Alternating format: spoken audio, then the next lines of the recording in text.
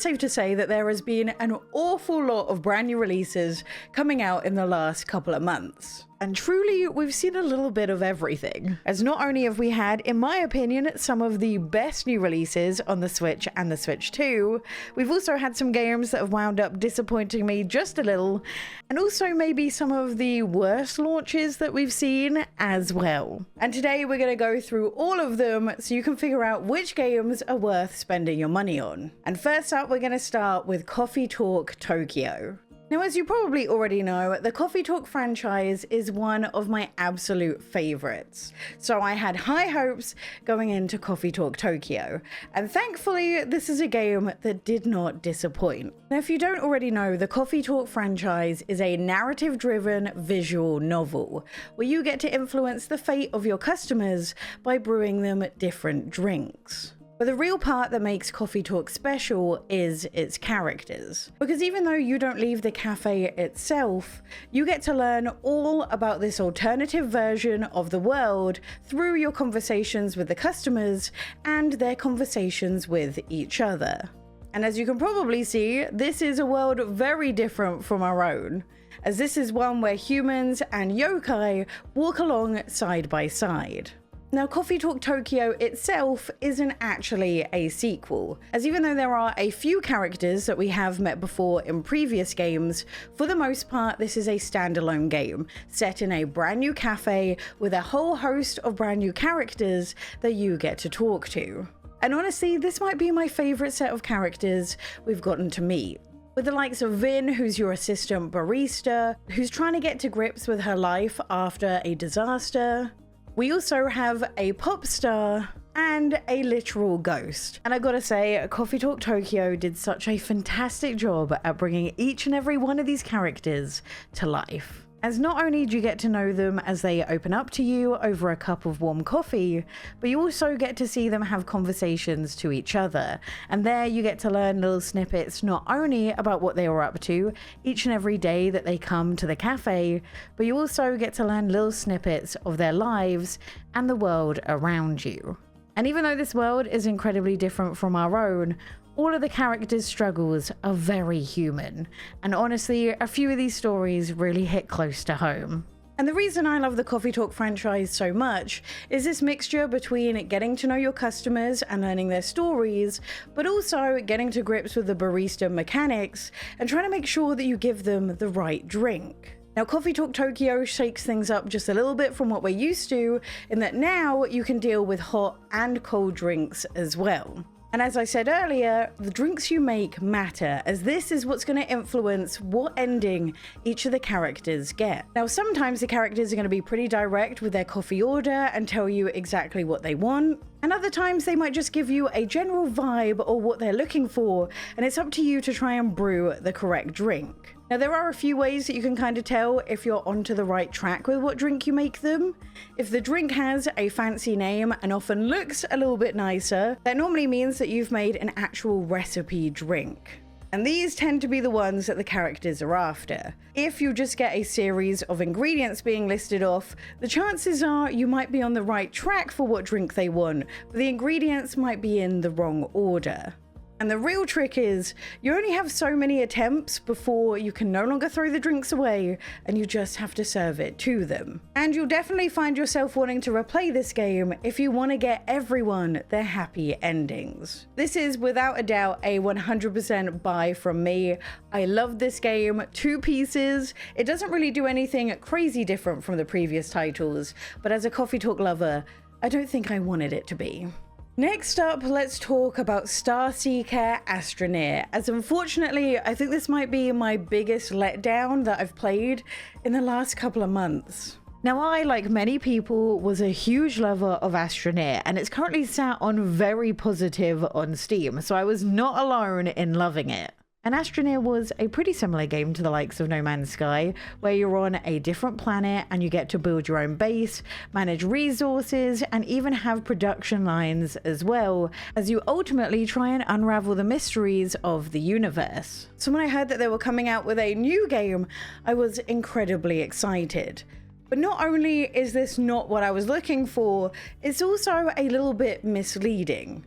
You see, on Steam, it is abundantly clear that what you're getting is an early access game. But sadly, that is not the case on the Nintendo eShop.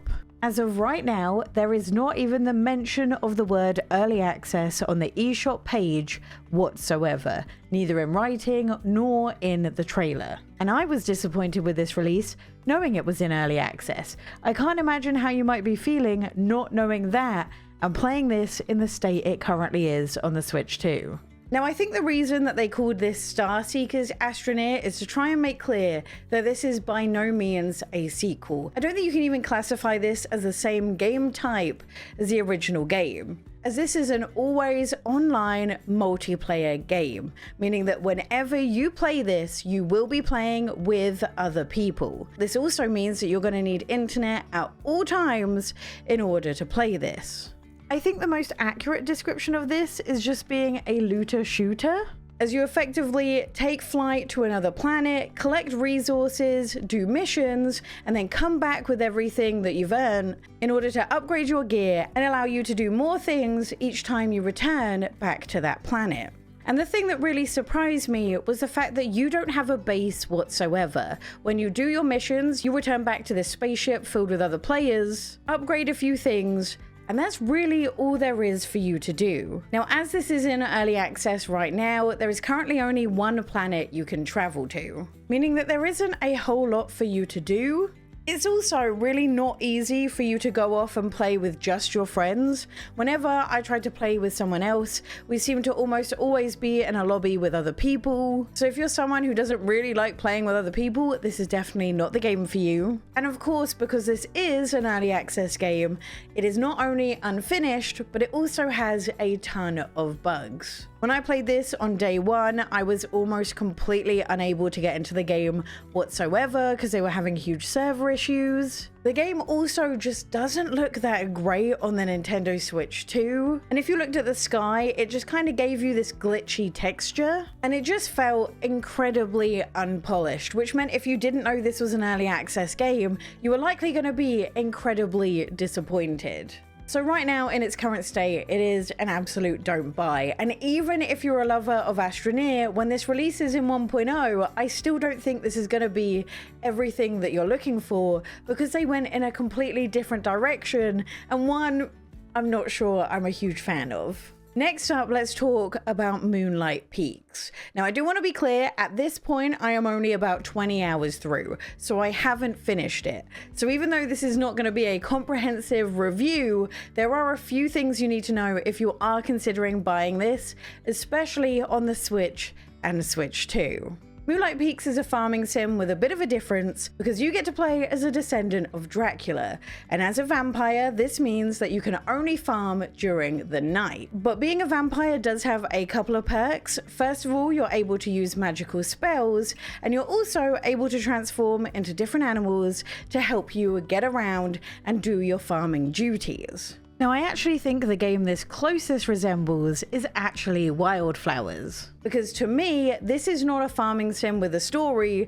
This is a story with some farming sim elements inside of it, as it definitely feels like the story elements are going to be the thing that mostly leads everything that you do in this game. And whilst that does mean that all the farming that you do has a purpose, this also means that when you're in between story elements, you may feel a little bit lost as to what to do because the pacing is a little bit off in some places. Now, despite the fact that you are a vampire, the town itself is actually filled with many magical creatures. You have seers, werewolves, and other vampire factions that you're going to have to deal with. And at some points, this feels less like a farming sim and more like a drama sim, in the best possible way, because I do love me some drama.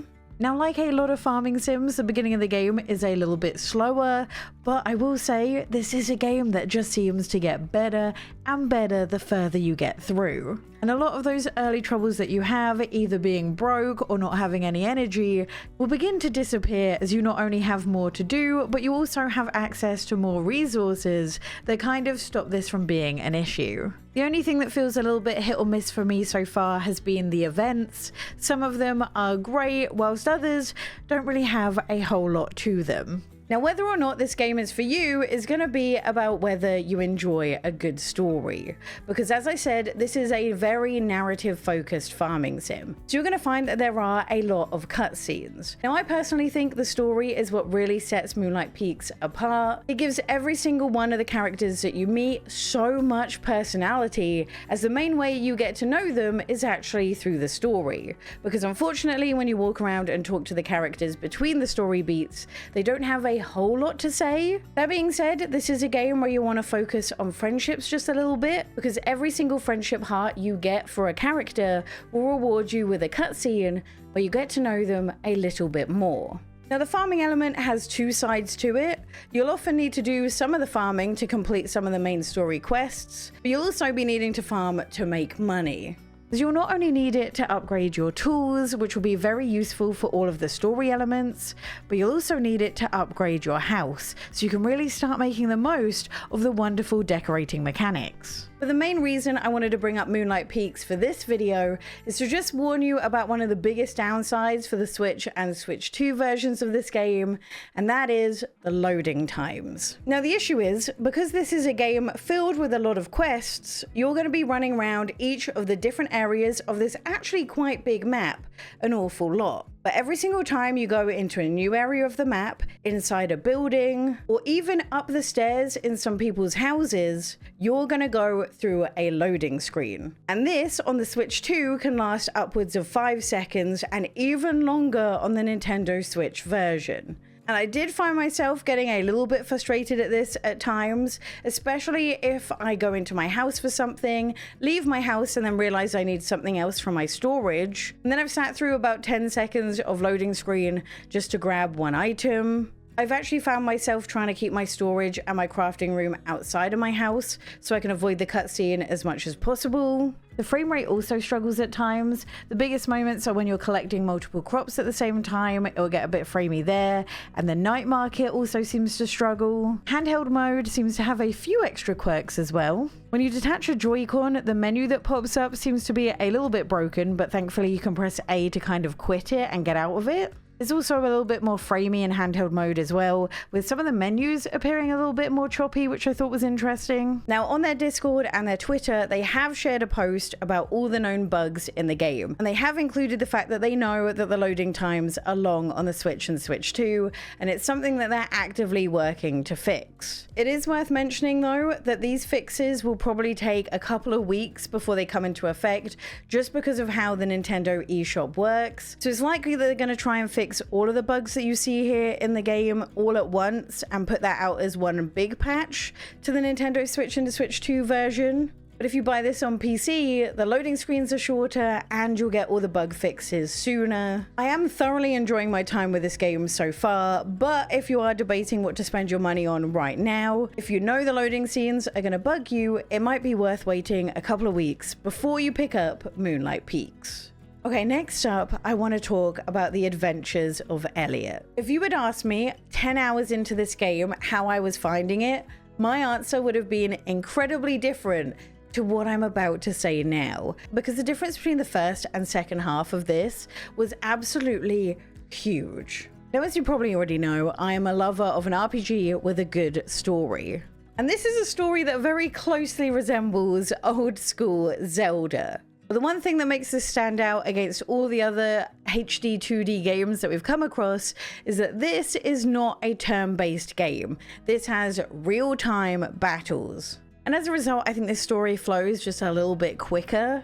Now, in this game, you play as Elliot, and it's your job to try and lift the curse on Princess Huria and to try and save your kingdom by walking through the doorway of time and visiting different periods in history.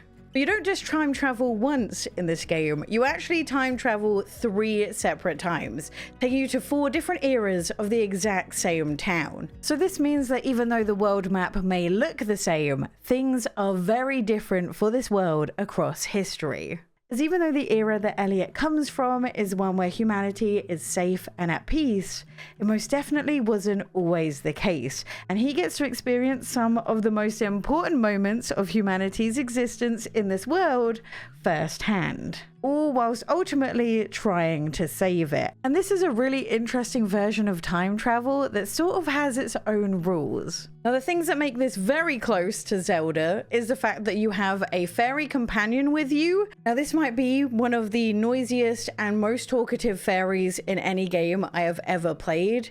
Thankfully, you can tone her down a bit in the settings because she will not only talk your ear off, but she will also give away most of the puzzles that you come across, because this also has a series of different dungeons for you to take on. And as you progress through the game, your fairy's going to learn a whole host of different skills that means that the puzzles get more interesting as you progress throughout the game. Now, the first 10 hours of the Adventures of Elliot felt a little bit repetitive. You'd basically get some story, find out that you need to go to a dungeon, do the dungeon, take on the boss battle, and then find that you need to walk through the doorway of time to visit a different era where this whole thing would repeat once again. And you essentially do this 4 different times. But that's when things kind of switch up a little, and this formula disappears completely, and you get fully engrossed in what is a fantastic story. Now, normally when you play through a game and you discover that there's different endings, you're probably going to want to try and aim to just get the best one.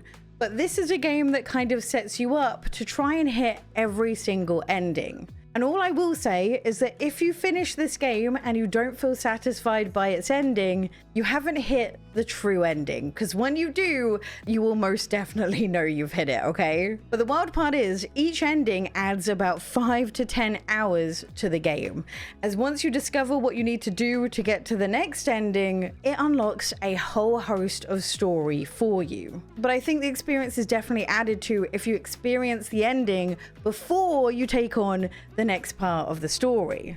And one big word of advice, don't ignore the side quests, as a lot of the side quests you'll encounter not only complement the main story itself, but often adds a lot more depth to it. And I gotta say, the final 8 or so hours of this were spectacular. But here we get my issue. First of all, it's an expensive and not very long game. It took me just under 25 hours to get all of the endings. And I've always said that the shorter the game, the better the experience needs to be to justify the price. And the issue is, the Adventures of Elliot had a little bit of a slow start, and even though the end is spectacular, it kind of makes me feel like maybe this is a game that you're better off waiting for a sale for, because this will almost certainly go on sale. Next up, let's talk about Tomodachi Life, Living the Dream. Now, I wanted to give a little bit of time before I took on my final thoughts about this game, because I really wanted to know if this was a game that I would pick up, play a ton of, and then never touch again, or whether it was something that I wound up coming back to. Now, I definitely think I got my money's worth out of Tomodachi Life Living the Dream regardless. I think I played it for about 60 or so hours. But I think the best way to experience this game is to pick it up little and often, because we all know we're here for the drama. And normally the best drama is found whenever you pick this game up for the first time after you've taken a little bit of a break, as you'll be met with a ton of different cutscenes between all your different characters that you get to sit through and watch and see the repercussions for.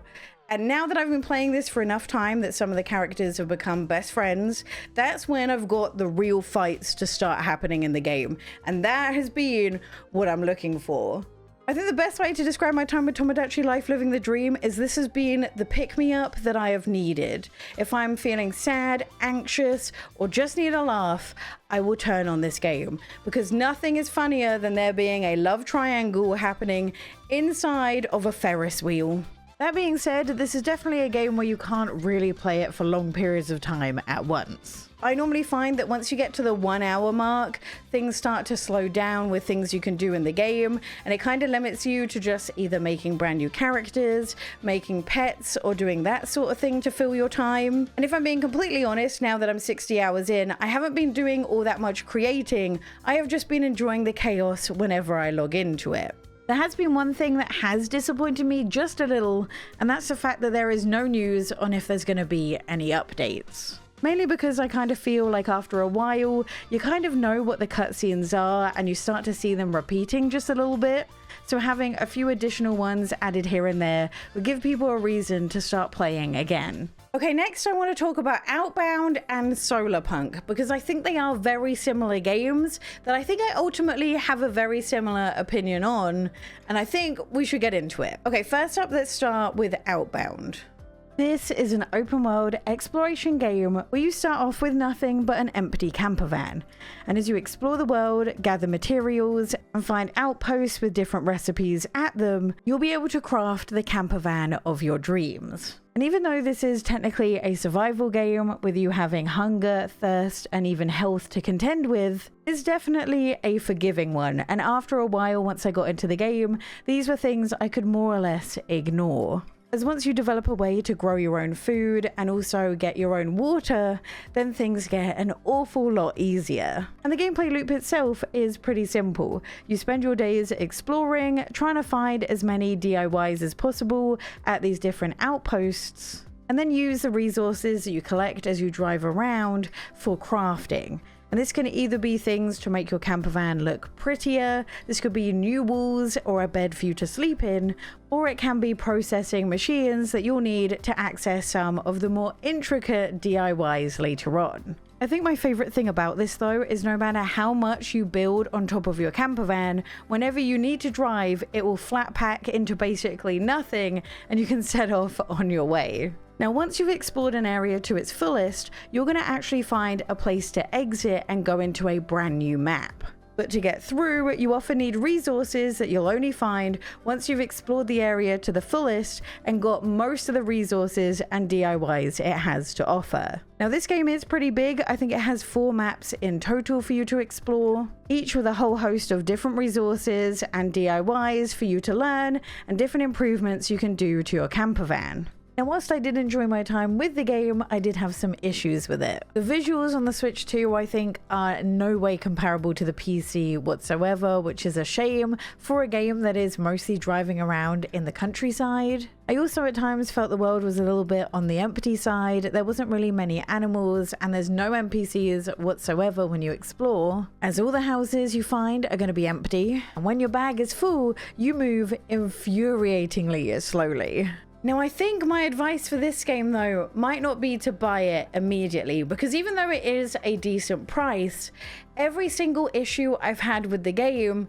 it looks like they're going to fix and almost change this into a bigger and better game. Now, I do want to stress that this is not an early access game. This is a full release. But here you can see all the stuff they're planning to add to the game. And this not only includes quality of life things, like making some of the materials spawn more, because sometimes it was a bit painful to find them. The fishing update is actually already in the game, but they're also planning to add more wildlife. And then the big update, which is NPCs. Making the world feel more alive and adding dialogue and lore into it, basically adding a story to the game. So if you think you're someone who wants all these things that are missing in the game, you might want to hold off buying it till they've added all of that. Next up, let's talk about Solarpunk. Now, this is at its core an incredibly similar game. Only this time you're stranded on an island and you don't actually know why, you just know you need to once again survive. And like with Outbound, you have health, hunger, and thirst to contend with. Now, because you don't have a car, you can actually be a little bit more ambitious with the home that you build for yourself, as space really isn't an issue. And again, you'll spend your days collecting resources and crafting to make a bigger and better home. The main difference in this game, though, is how you get DIYs, because this will require you to jump into your airship, fly on over to the shop, and trade your resources for a blueprint. And at first, these blueprints are going to be pretty simple. They're just going to be things to make a basic home. But as you progress through the game, you unlock the ability to get electricity, automate your entire farming process, and if you're creative enough, make some really spectacular homes. And as you upgrade your airship further, you'll be able to fly to distant and more remote islands, each containing unique resources that you'll need to unlock even more things to build and do on your island. And again, like Outbound, there is no real driving force to anything that you do. It's just to try and make a bigger and better base. The main way I think this differs from Outbound is this is a bit more on the grindy side. Every single blueprint upgrade that you need to do will be a specific resource. And the game really does force you to take it slowly. It limits the amount of resources you can get at any one time, whilst also making you require quite a lot of resources in order to progress to the next blueprint to unlock. I do think this game looks pretty good on the Switch too though, but it isn't without its bugs. The menus are really difficult to navigate because for some reason the controls will just stop working and you have to exit the menu and come back in for them to work. Time also really doesn't make sense in Solarpunk. You can't pause the game whatsoever, so when you go into the menu the game won't pause, and when you go into the home screen on the Switch the game also won't pause. Unless you go to sleep, in which case everything pauses and you wake up as if no time has passed whatsoever. The only difference is it's now daylight instead of nighttime. So this really doesn't help the grindy part of the game, because even if you put ores on to smelt, they won't progress whatsoever during the night if you go to sleep. Same goes for crops growing and all of your processing machines. And I've also had bugs where the poor little chickens get stuck as well. I also found storage management to be such a pain in this as well. This also isn't a very motion sick friendly game. You can also customize your character for when you play in multiplayer, but they've only given 2 skin tone options, which is appalling. Now they have said that is something they're looking to fix in the upcoming updates, along with giving more decorations, quality of life features, and of course bug fixes as well. And they make it clear that this will not be the last update. That being said, this probably has some of the most intricate base building mechanics I've seen in a cozy game. So if that's what you're into, I think you will have a good time with this. There's plenty of decorative items on top of the useful ones. And even though I haven't really gotten into it, I've seen people do some really intricate builds. This game is most definitely not one for everyone. If you love to build a base and that sort of thing, then this probably has enough for you to do, but I would wait until all the bugs have been fixed. Next, let's talk about Wax Heads. This was a game release that completely passed me by, but I am so glad that I found it because this is so unique. This is a narrative sim all about working in a struggling record store. And this has similar vibes to Tiny Bookshop, because essentially your job is trying to find the right record for each of the customers who come into the store. But the only difference is the records and the music that you use in this game aren't real. All the songs and all the bands are completely made up from scratch and really actually add to the story, as the world building in this is actually pretty great. Every single day before you start up the store, you'll be talking to either a couple of the customers or employees to learn a little bit more about who owns the store, the story behind the store, and also the latest music news. And this is information you really need to absorb and take in, because it might be important when a customer comes up to ask you about a record. Because of course, no one really knows what they're after. Now, sometimes they'll describe a record to you by how the record looks. Other times it will be to do with who sings on the records. And sometimes it will also refer to the news that you might have just learned. And as the story progresses through, the albums that you'll sell will gradually change, meaning that no 2 days in this record store are ever going to feel the same. But the thing I really loved about this is actually its story that goes alongside of each of your shifts. Because your shifts are going to be filled with a whole lot of drama, because working in retail is always full of it. And this can be stuff to do with your customers. It can even be to do with your boss and the employees. There's always something going on, and everything is made even better by the game's original music. I think this is such a hidden gem and more people need to talk about it, so most definitely check it out if you haven't already. Next up, let's talk about Yoshi and the Mysterious Book, because I think this game has been very unfairly treated, and I think it is actually better than a lot of people have been saying it is. And the best part is, you don't have to take my word for it as to whether this is a good game or not, because they have just launched a demo for it. So you can actually go and download it and play through some of the beginning of the game yourself to see what I mean. Now, the reason why this was completely slated online is the fact that this is a platforming game where you can't take damage and you can't die. And for that reason, a lot of people said that this is a game made for kids, isn't really all that challenging and not worth your time. And I don't think that's a fair evaluation of this game whatsoever. Because whilst completing a level at its base requirements might not be all that difficult, unraveling all the secrets that each level might hold is not easy. And some of these levels can be more than a little bit tricky. As this is a platformer with a bit of a difference, you are jumping into every single page of this encyclopedia's books to research about different creatures. And where the difficulty in this game comes from is trying to unravel all the secrets about each of the creatures, because it starts off pretty simple. You eat them, you jump on them, and you throw them, and each of those will give you a couple of discoveries. But after that, you're really going to have to start thinking out of the box and using everything a level gives you to try and get each of the snippets of information. And this could be as simple as finding some fruit and feeding it to the creature, or it could be dunking them in some water that you found or mud to see what happens. And some of these discoveries you won't actually be able to find on that creature's page. It will only be further through the game when you encounter them again that you might be able to find out more. But the thing that really pleasantly surprised me was not only how unique each of the creatures themselves were, but also how much variation there was to the levels. And this makes things a little bit less painful when you want to go and revisit a level to try and 100% it. And I gotta say, some of these levels are so unbelievably creative. Like, you will have to play each level in a completely different way to the way you did the first time if you want to uncover everything. And that, I think, is the beauty of this game. And to me, I think this is way more of a polished and finished experience than Princess Peach Showtime was. I didn't notice any frame rate issues. I also didn't find this nearly as repetitive, but it is pretty expensive. So even though I liked it, I think it is a game I would say wait for a sale on before you pull the trigger. Next up, let's talk about Rhythm Paradise Groove, or Rhythm Heaven Groove if you're in America. Because I both love this game and I despise it. This is wacky, this is fun, and it is also so unbelievably infuriating. The whole idea of the game is you simply need to press buttons in time to the music. And each level gives you a completely different scenario where there's a different beat and different pattern for you to recognize and complete.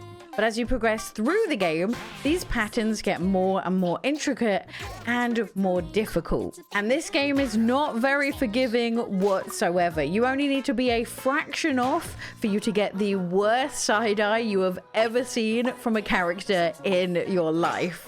It is hilarious, but also terrifying if you ever get things wrong, and every single level has it. Now, there are a few issues when you play this, and the game does make this clear, that if you play this in docked mode or with wireless headphones, you're probably going to find that you have some issues. And that's because there's going to be some delay from when the Switch sends the sound to when the sound actually comes out of your TV or your headphones. Now, at the beginning of the game, it will try and figure out how long this delay is, but if you find you are sucking at a level, definitely go and redo this delay, because I find that it kind of desyncs itself after a little bit of gameplay time. So the best way to play this is either with the speaker on the Switch itself in tabletop mode or handheld, or with wired headphones. Now, this is definitely not a game that I find myself playing for long periods of time, purely out of utter frustration, but it is a lot of fun whenever I pick it up.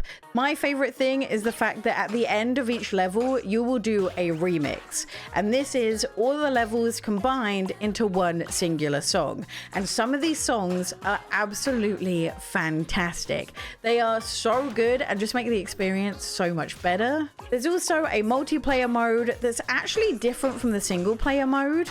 And these are levels which are designed to be played with 2 to 4 people. And you can either play them in a co-op mode where you all work together to try and complete the level, or you can also do verses as well to go against each other. And again, these are really varied and really fun. I didn't expect to get into this game whatsoever, but I'm so glad I picked it up.